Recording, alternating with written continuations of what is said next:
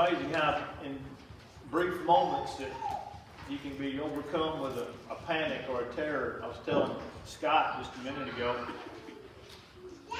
we were all standing up to do the Lord's, to help preside and serve the Lord's Supper. And I'm standing there, and of course Ryan's standing right next to me.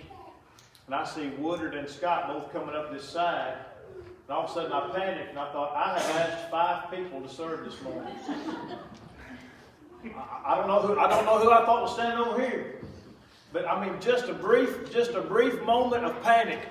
I mean, and it's not like it'd be any big deal. I could have sat down as far as that goes, but just for a moment, it's just crazy, how that feeling comes over you just for a moment. And I had that feeling this morning. The funny thing is that Scott also had that feeling this morning, because we just finished singing the song before the Lord's Supper, and Scott had forgotten that he was to assist, and then he saw Woodard get up, and then that moment of panic hit Scott, and then he remembered he was supposed to. So I'm glad that I'm not alone in that temporary panic mode. But I'm so thankful. Half the guys that were to serve today are not here. Philip had to go to Tennessee to try to help Ronnie this morning, and John and Tammy are out, and Lynn is out sick. I mean, we've just got a lot of guys that are not here this morning that are on the schedule. And Furman, you well know that not too many years ago, you and I have been covering just about everything. And I remember, a lot of times in years past where I would not only preach, but I'd have the Lord's Supper and or the first prayer and preach and lead singing. We just didn't have the manpower, and now to have so many capable men is just such a blessing. And then also, I can't help but smile when I was thinking in between class and worship, somebody said, "Man, this place looks like a daycare." Because we had youngins everywhere, and to me it was so sweet to see Owen and Presley down here talking to me, and Rhonda, and then Amber, and to see these young ones making these connections so early in life is just a blessing, and we're just so blessed to have so many young families and children. It's just for those of us that have been here a while, it's a great time. It's a great time. We're going to continue, but not conclude our study of God's 3 Bibles. We noted last week. We're going to look at it at least in 3 sections, so far as there's God's 3 Bibles. First, the Bible in man. We're using the word Bible as a synonym or a representation of the existence of God. And the Bible is revealed in man, because man is the only one of God's creatures who can think about God. And if man was only the product of evolution, he would never even be able to think about God. It would never occur to him. Just like it hasn't occurred to any other of God's creation that there is a God, or animals don't ponder their own existence. They don't wonder how they got here. They don't wonder why they are here, and they have no thought about where they are going. And yet man ponders and thinks about all of these things. The very idea that man can think of God is proof of God's existence. And there's no evolutionary explanation for how man, being the product of mindless evolution, can conjure up the idea that there is an all-powerful, all-knowing, omnipotent, omniscient being, omnibenevolent being that brought everything into existence. Man could not think of God if God did not exist. And then you think about man's conscience toward himself and God with regard to his morality. I was watching 2 of my favorite guys online, Peterson and William Lane Craig, talking about the origin of morality. And Peterson he won't tell you if he's an atheist or if he's an agnostic or if he's a theist, but But he does believe in objective truth. In other words, that there are some truths that transcend all peoples and cultures, that people know that certain things are good and right. And he tries to explain those things through an evolutionary process, and Craig just keeps holding his feet to the fire. It says you can't do that. If man's the product of evolution, there is no objective standard of morality. And he's encouraging you need to move beyond the recognition of objective truth to the idea that there is a source of objective truth that evolution cannot explain. In other words, if there is no God, there is no absolute right and wrong. And by the way, there are a lot of people that embrace that idea that there is no absolute right and wrong. And there are literally millions of people who will not say that what Hitler did to the Jews was wrong in World War II. To them it was personally wrong, personally repugnant and repulsive, but they would not drive a stake in the ground and say, that was absolutely wrong. And why do they do that? Because if they say that's absolutely wrong, then you say, well, then why is it wrong? Well, just because I say it's wrong is not a sufficient reason to explain that. And so the very existence of God, or the existence of what I would say, the existence of universal morality that is found in every corner of the earth, wherever man is found, testifies to the existence of an absolute moral lawgiver, and that is God. In other words, man doesn't have to be taught that certain things are right and wrong. Everybody knows it all around the planet, and yet not one animal thinks in those terms ever. And then we noted the Bible in nature. We looked at specifically Psalm 19, 1 through 6, how the heavens declare God's glory, and the firmament shows His handiwork. Day unto day utter speech. There is no place where the sound is not known. In other words, really the essence of Psalm 19 is the foundation of the song, How Great Thou Art. How I in awesome wonder the worlds thy hands have made. I see the stars, I hear the rolling thunder, thy power throughout the universe displayed.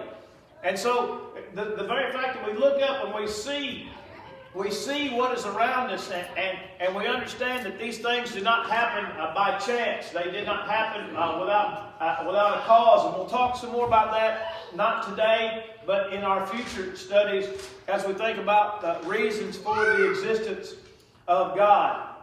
Even the early writers in the first century, the writer of Hebrews said, we understand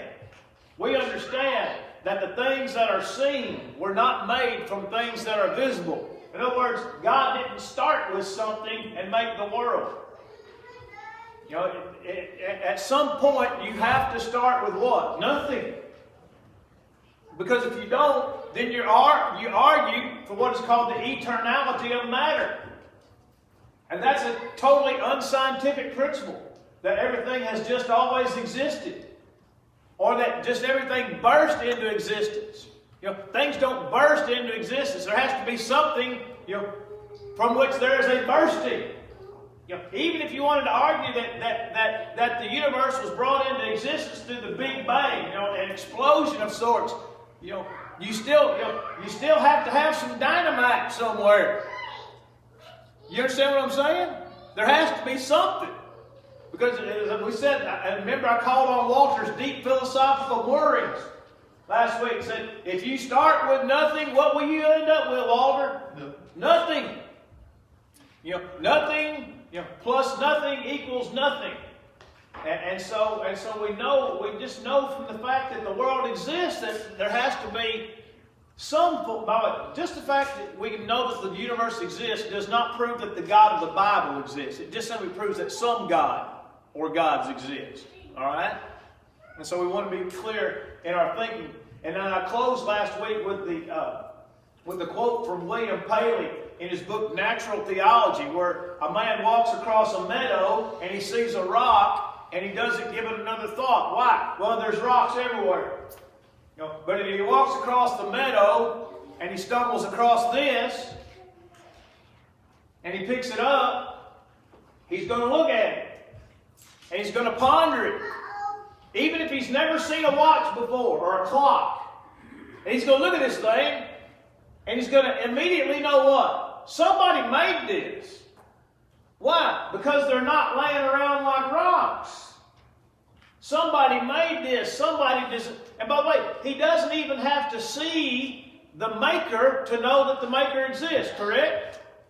In other words, the manifestation of this object is proof that there is a maker, that there is a designer. And that's why it may have been Dawkins or somebody in years past wrote a book called The Blind Watchmaker. Because those of us that believe in God have been using this as an example, basically ever since William Paley wrote Natural Theology. And you can't get around it. So what he was trying to do is say that basically there was a giant explosion that created a watch.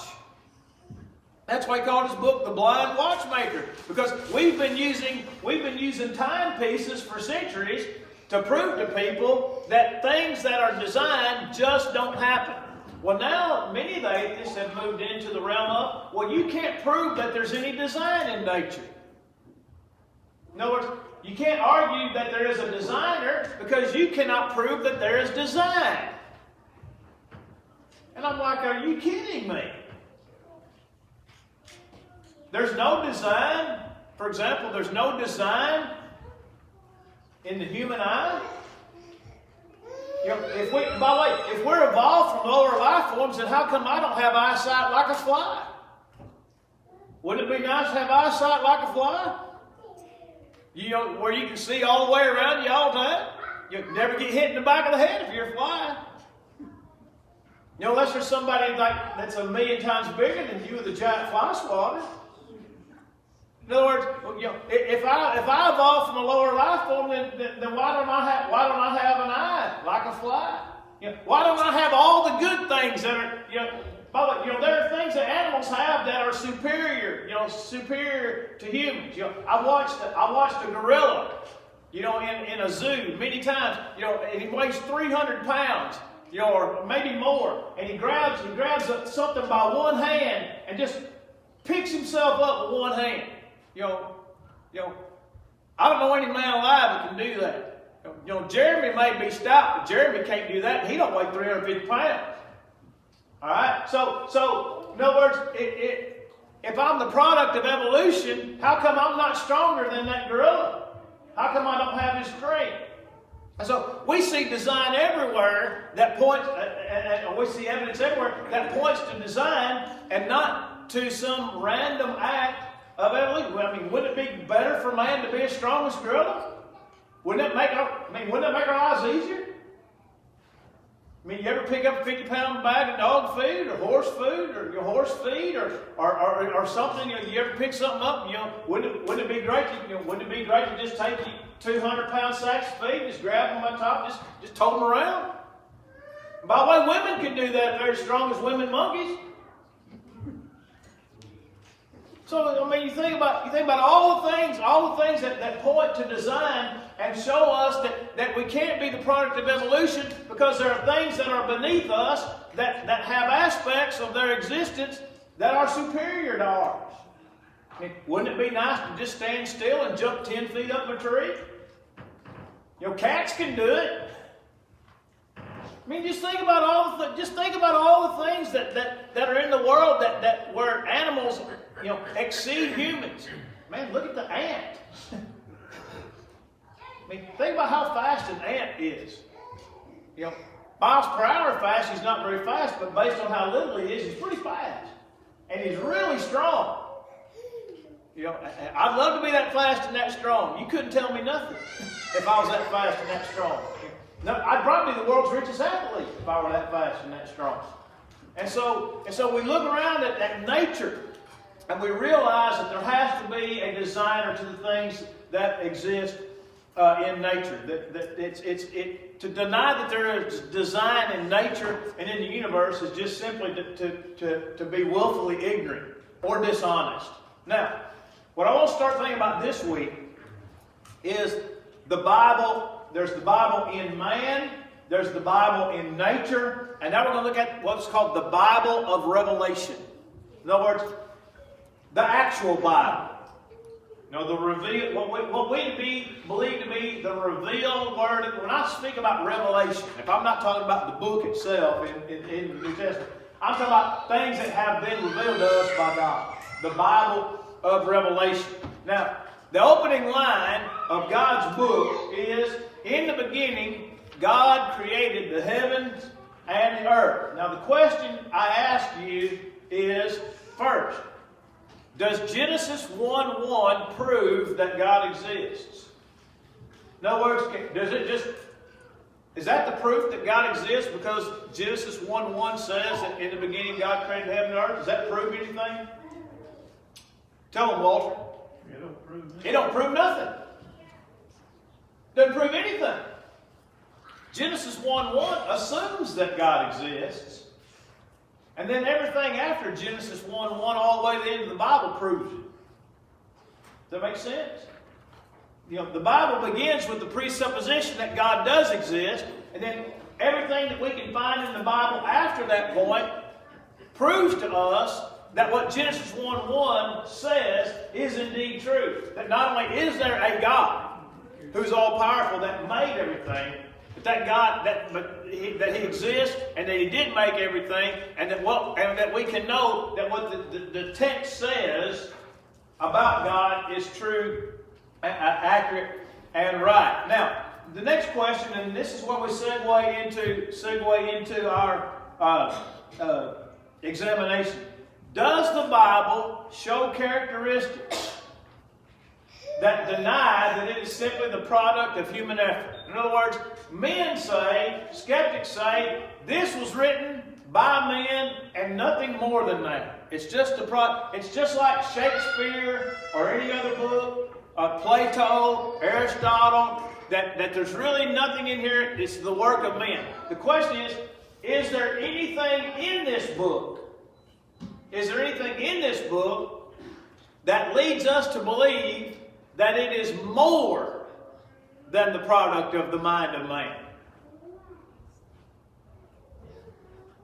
Yes, there is.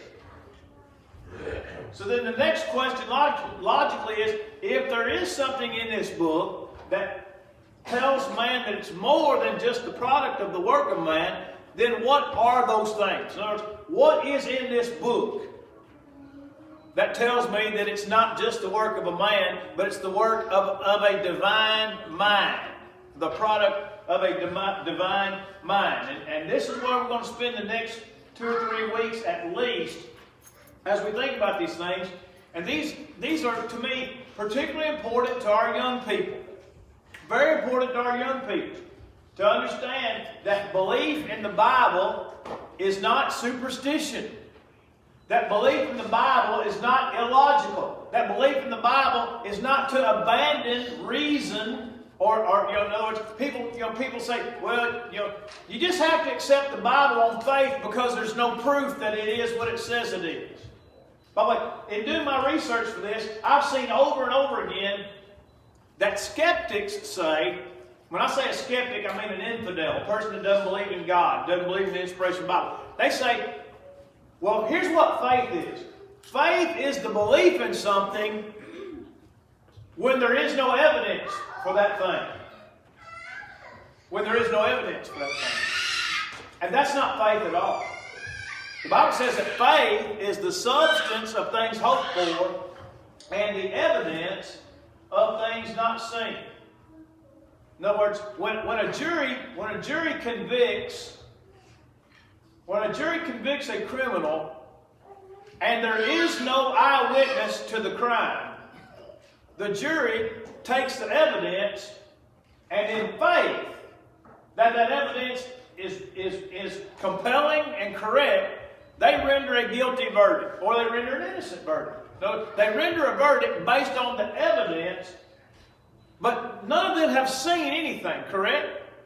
So there's a measure of faith in every single jury if it's done properly. Obviously, we know that juries can be tainted, etc. But I mean, as it exists in the concept, that there's an aspect of faith that I can render a guilty verdict even though there's nobody that's actually seen the crime that was committed. No, the evidence is brought. I consider the evidence, and I make a good faith rendering in giving that verdict. Now, that's what I'm going to do over this week and over the next few weeks, is I'm going to present some evidence from this book right here to prove that it is not just the product of the work of man. And the first thing that I want us to consider, and it's a big long phrase, but it's not that difficult. It's called scientific foreknowledge. Scientific foreknowledge.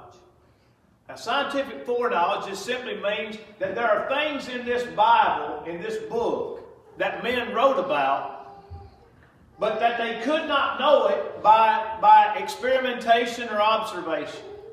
In other words, there's science.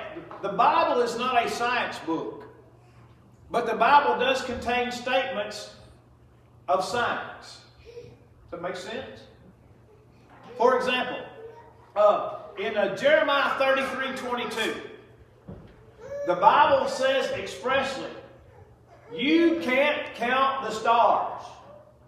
Now, Jeremiah lived 600 years before Jesus. All right? 600 years before Jesus, Jeremiah says, you can't count the stars. But you know what men had been doing and continued to do for a long time? Even after Christ lived? They tried to count the stars. Johannes Kepler counted the stars. Hipparchus counted the stars. Ptolemy counted the stars. I believe even Galileo counted the stars. And all those guys counting these stars, they all came up with, now here's the range. And on your handout it says about 1,000 stars. About 1,000 stars. Some of them came up just under 1,000. Some of them came up with 1,030. Some of them came up with 1,100. But the number was somewhere between 900 and 1,100 stars. That's all these guys managed to count. And yet, how many stars are there? You see the number there on your handout? 1 billion trillion. 1 billion trillion stars. By the way, that's just an estimate. Do you know what 1 billion trillion is? That's a 1 with 21 zeros at the end of it. And by the way, when I was a kid, there weren't nearly that many stars. When you go back and you read the science books from when you read the science books from when I was in school, the number probably wasn't even half that many. Well, what happened? Well, our ability to look into the distance was improved. And now they estimate that there are 10 billion galaxies and 100 billion stars in each one of those 10 billion galaxies. And that's how they got the billion trillion number. 10 billion galaxies and 100 billion stars in every galaxy. Now, what do you reckon might happen over the next 10 or 20 years? They're going to find more. They're going to find more. What did the Bible say? Can't count the stars. What did man do? He said, there's about 1,000. And then what happened? 1 billion trillion. Yeah. Next thing you know, it might be 1 trillion. Yeah. Or it might be more than that. And so, but what did the Bible say 600 years before Jesus? You can't count the stars. No, it said counting the stars is like trying to count the sands of the sea. It cannot be done. So the point is, why would Jeremiah say that if Ptolemy and all those guys were right? What if there was only 1,000 stars? Well, then you could count them. But Jeremiah says you can't count them. How about this? Ecclesiastes chapter 1 and verse 7, we have what is called the water cycle. What is the water cycle? The water cycle teaches us that through the process of evaporation of the ocean, that clouds form, and that those clouds form over the ocean, come over the land, and rain, and then the rain does what? Goes into the creek, and the creek goes into the river, and the river goes where? Back into the ocean. That's why we call it the water cycle. Well, Solomon lived 1,000 years before Jesus. And here's what Solomon said. All the rivers run into the sea, Yet the sea is not full. To the place from which the rivers come, there they return again. The place from which the rivers come, there they return again. What was he saying? The rivers actually come from the sea, and they return to the sea. Now, how could a man 1,000 years before Christ say such a thing? How could he say such a thing? How could he know that? They didn't know about evaporation and cloud formation and all that. And yet, there we are. How about this? In Luke 17:31-34, in speaking about the return of Jesus, the text says that when Jesus returns, in the early part of it, the text says, in that day when he returns. Later in the text, it says, in that night when he returns. What's that tell us? That's going to be day and night when Jesus returns. The earth is a circle. That's right, Sean. It's just like, if you shine a flashlight on a basketball, the light is only going to shine on part of that basketball. And it's going to be light on one side and it's going to be dark on the other side. And one flashlight will never completely illuminate that basketball. So whatever time, whatever day, whatever time the Lord returns, it's going to be daytime somewhere, it's going to be nighttime somewhere, which testifies to the fact that the earth is round. By the way, Isaiah 40 and verse 22 speaks of the Lord who sits on the circle of the earth. The circle of the earth. Now we all remember what people thought when Columbus sailed west, right? What was going to happen to him? Going to sail off the edge of the world. That ain't the way to go. You got to go another way. If you don't go the old way, you're going to sail off the edge of the world. But he didn't. And then, of course, it didn't take him long to figure out that the earth was round. But people thought the earth was flat. The Bible's taught all along that the earth is round. Now, let me just close this out very quickly with this statement. There is not one scientific fact that contradicts Bible teaching. Now let that sink in. There is not one single scientific fact that contradicts Bible teaching. Now look, there's a ton of scientific theory that contradicts Bible teaching. By the way, it's not the fact of evolution, it's the what? The theory of evolution. The theory of evolution, not the fact of evolution. And by the way, a lot of scientists are beginning to abandon much of the scientific theory with regard to evolution and other matters pertaining to origins. Now, very quickly, and I just want to do this one, then I'll come back to some others a little bit later on. But I want to think about the historical and geographic accuracy of the Bible as it pertains to the flood. The flood. First thing I want you to know, and this is not there are, it's in letter A. There are hundreds of what are called flood legends all around the world. In other words, that there are peoples in various places all over the globe, and they all have what they call flood myths in their legends and in their accounts. How did that happen? How did people who live in different parts of the planet speak totally different languages, all of them manage to have flood myths, I'm using the term accommodatingly, in their lore and their legends?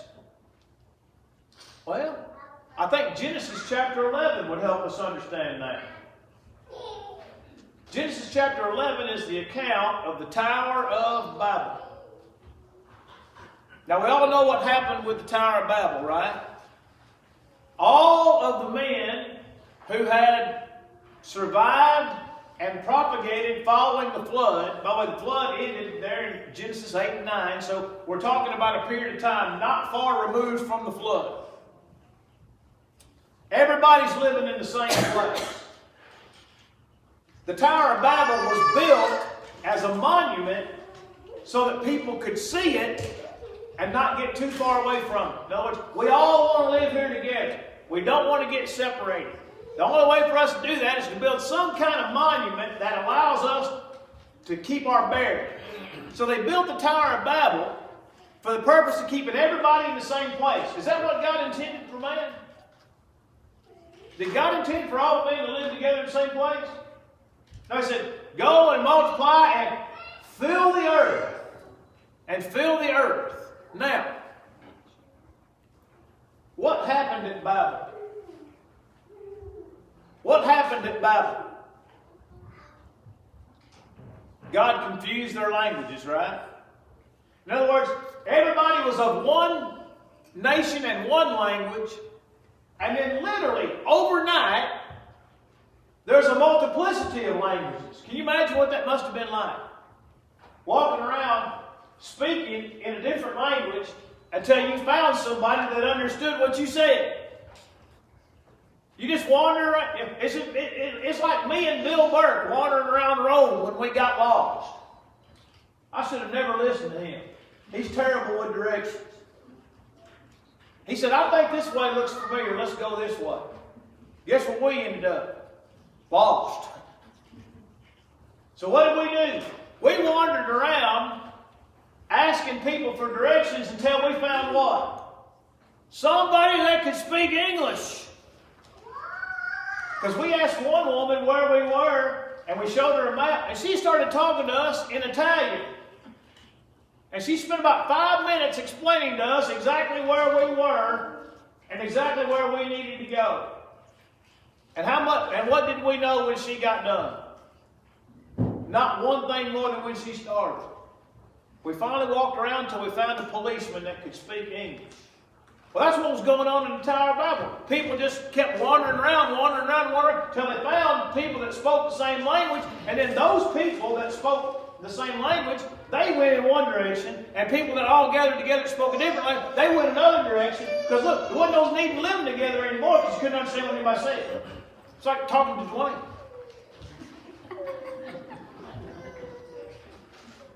If you could record Dwayne and slow it down like playing a 78 on 33, then you could get it.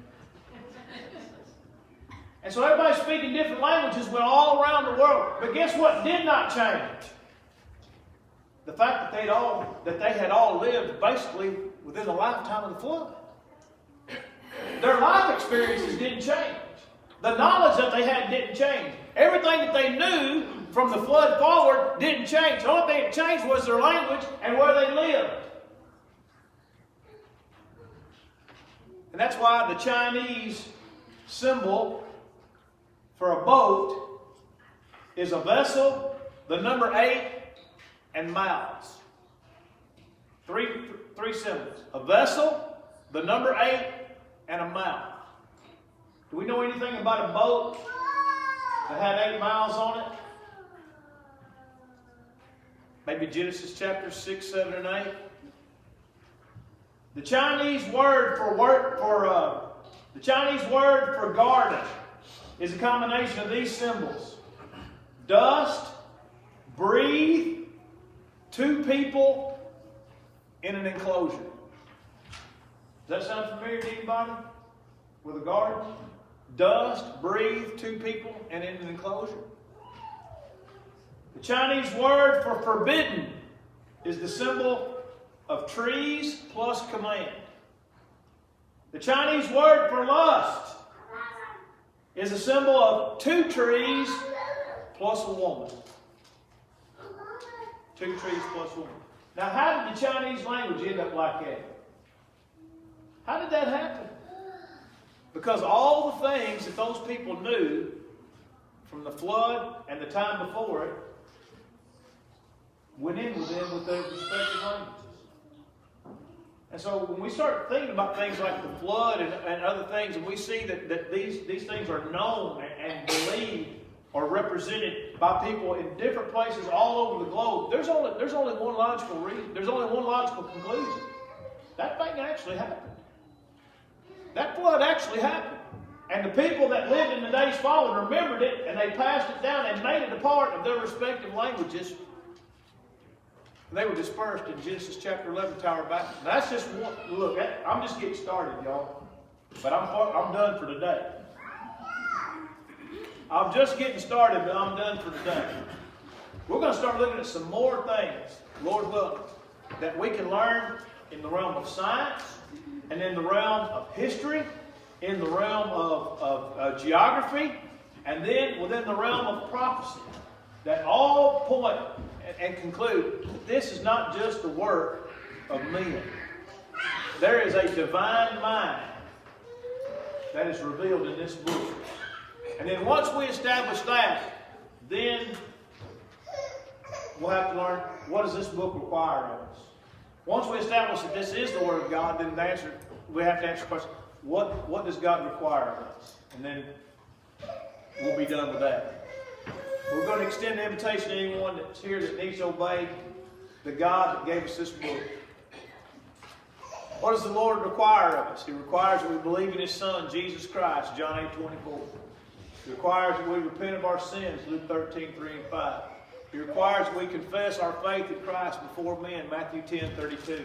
He requires that we are to be baptized, immersed in water, in faith, in order to receive the remission of our sins, Acts 2 and verse 38. And He requires us to live faithfully to Him all the days of our lives. 1 John 1 and verse 7, to walk in the light. To be faithful unto death, Revelation 2 and verse 10. Enduring the end, Matthew 10 and verse 22. And that's what He requires of us. And if you're here and you're subject to those divine requirements, or you have neglected what is your obligation, and you need the prayers of the church on your behalf, we want you to come right now. So go and stand and sing. There's a stranger at the